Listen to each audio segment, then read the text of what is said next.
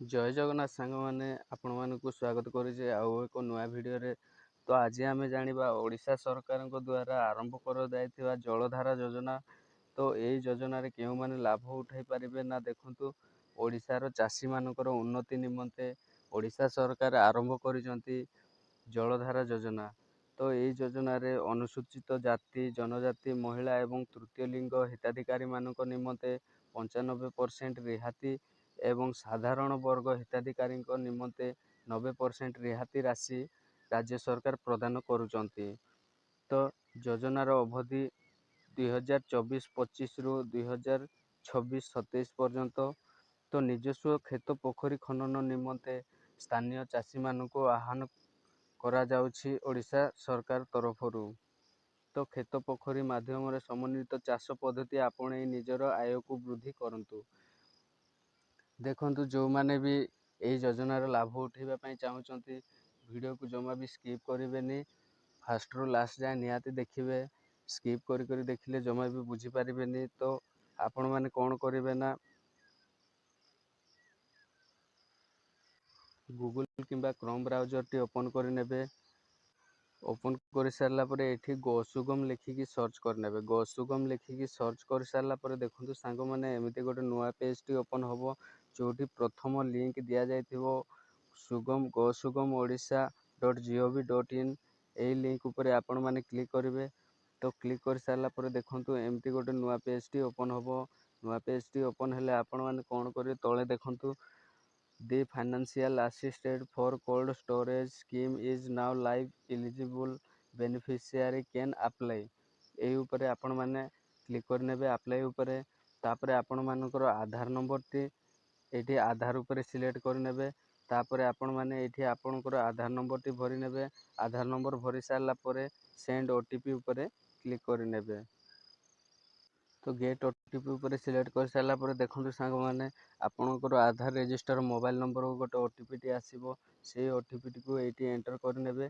OTP enter कर सारा पर वेरीफाई उपर क्लिक करने। वेरीफाई उपर क्लिक करला पर देखो सांग मैंने एमती एक नुआ पेज टी ओपन हम जो थी कि आपणकर ना एवं फोटो टी आसुथिबो जोटा आपण कृषक ओडिशा पोर्टाल रे अपडेट करिथिबे।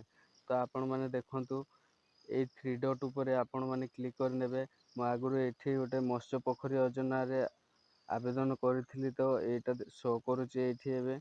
तो आमे आज जानिबा जलधारा योजना रे किपरि आवेदन करिया। तो एठी आपण माने थ्री डॉट उपरे क्लिक करने। थ्री डॉट उपरे क्लिक करले देखंतु एमती पॉपअप टी शो होबो। तापरे आपण स्कीम एंड सर्विस उपरे क्लिक करने। स्कीम एंड सर्विस उपर क्लिक कला पर देखो एमती सब किसी शो कर। तो आपण मैंने कौन करेंगे ना सॉइल कंजर्वेशन ए ऊपर क्लिक करने। तो ये क्लिक कर सारा पर देखो सॉइल कंजर्वेशन टाइप आसी सबू। तापर आपण मैंने ये तले देखिपे अप्लाई अप्लाई उपर क्लिक करेंगे। अप्लाई उपर क्लिक कर सारा पर देखो सांग मैंने एमती गोटे पेज टी ओपन हम। तो आपन को फार्मर टाइप चूज करने को पड़ो।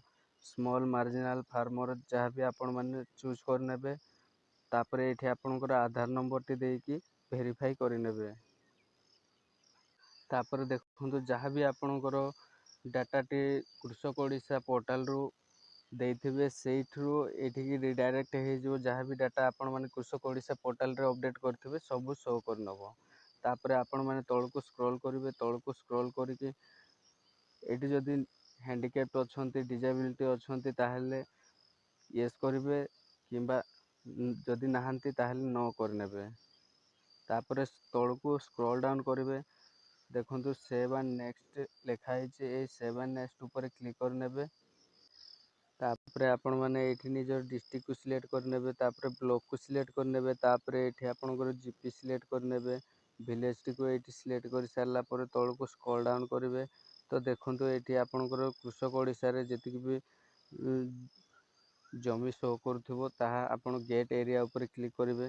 गेट एरिया ऊपर क्लिक कर सारला पर देखंतु सांग माने एठी आपण जो जमी रे भी आपण माने पोखरी खोलिबा पई चाहुचंती तो सेई जमी को आपण माने सिलेक्ट करनेबे।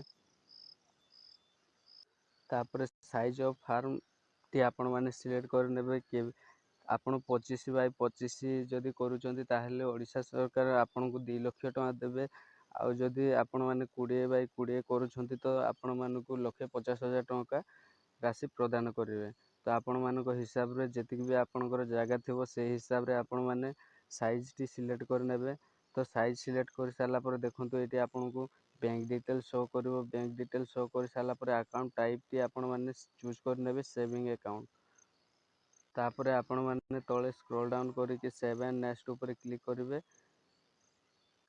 ତାପରେ ଦେଖନ୍ତୁ ଏଇଠି ଫଟୋ ଆଇଡି କାର୍ଡ଼ଟି ଲେଖା ହେଇଛି। ଏଇଠି ଆପଣମାନେ କ୍ଲିକ୍ କରିକି ଆପଣମାନେ ସିଲେକ୍ଟ କରିନେବେ ଆଧାର କାର୍ଡ଼ ସିଲେକ୍ଟ କରିସାରିଲା ପରେ ଏଇଠି ଚୁଜ୍ ଫାଇଲ୍ ଉପରେ କ୍ଲିକ୍ କରିକି ଆପଣଙ୍କର ଆଧାର କାର୍ଡ଼ଟି ଏଇଠି ଚୁଜ୍ କରିନେବେ। ତାପରେ ବ୍ୟାଙ୍କ ପାସବୁକ୍ଟି ଏଇଠି ଚୁଜ୍ କରିନେବେ। ବ୍ୟାଙ୍କ ପାସବୁକ୍ ଫାଇଲ୍ଟି ଏଇଠି ଚୁଜ୍ କରିସାରିଲା ପରେ ତଳକୁ ସ୍କ୍ରୋଲ୍ ଡାଉନ୍ କରିବେ।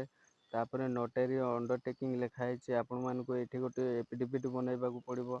ସେଇ ଏଫିଡେଭିଟ୍ଟି ଏଇଠି ଆପଣମାନେ ଚୁଜ୍ କରିନେବେ। ତାପରେ ଯେଉଁ ରୋର ଡକୁମେଣ୍ଟଟି ରହିଛି ସେଇଟା ଏଇଠି ଆପଣମାନେ ଚୁଜ୍ କରିନେବେ। ତାପରେ ଆପଣମାନେ ଆର୍ଆଇ କିମ୍ବା ତହସିଲଦାରଙ୍କ ଠାରୁ ଗୋଟେ ରେଭେନ୍ୟୁ ଭେରିଫାଇ କରିବା ପାଇଁ ଗୋଟେ କ୍ୟାଚ୍ ମେପ୍ ଭଳିଆ ଗୋଟେ ଏମିତି ଦେବେ, ସେଇଟା ଏଇଠି ଆପଣମାନେ ଚୁଜ୍ କରିନେବେ। ତାପରେ ଆପଣମାନେ କ'ଣ କରିବେ ନା ତଳକୁ ସ୍କ୍ରୋଲ୍ ଡାଉନ୍ କରିକି ସେଭ୍ କରିନେବେ। ଏତିକି କରିସାରିଲା ପରେ ଦେଖନ୍ତୁ ଆପଣମାନେ କ'ଣ କରିବେ ନା 10ରୁ 15 ଦିନ ଅପେକ୍ଷା କରିବେ। ନିହାତି ଭାବରେ ସାର୍ମାନେ ଆସିକି ଆପଣମାନଙ୍କୁ ଫିଜିକାଲ୍ ଭେରିଫିକେସନ୍ କରିବେ। ତାପରେ ଆପଣଙ୍କର କାମଟି ହେଇଯିବ। ତ ଭିଡ଼ିଓଟି ଭଲ ଲାଗିଥିଲେ ନିହାତି ଗୋଟେ ଲାଇକ୍ କରିବେ, ଚ୍ୟାନେଲକୁ ସବସ୍କ୍ରାଇବ୍ କରିବେ ଏମିତି ନୂଆ ଅପଡ଼େଟ୍ଟି ପାଇପାରିବା ପାଇଁ।